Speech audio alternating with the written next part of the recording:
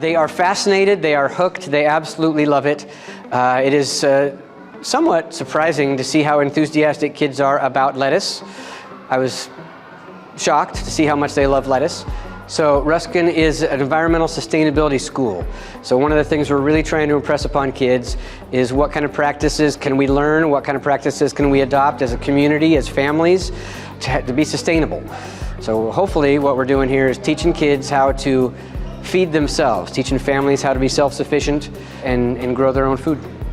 One of our obstacles has always been that the growing cycle and the school year are not aligned. So in an effort to fix that and be able to show kids the entire growing cycle, we decided to get some hydroponic gear. The district helped us out, and we have this hydroponic growing facility. Allows us to grow things in 6-week cycles, and really helps kids understand what the life cycle is, what the growing cycle is. They can plant a seed, 6 weeks later they can eat the results of that work. The kids are doing the planting, the kids are doing the harvesting, the kids are maintaining the water. The kids are doing all of it. The kids take the harvested lettuce, the harvested produce down to the cafeteria, and Miss Shannon down to the cafeteria turns it into magic for meals, and kids eat it up.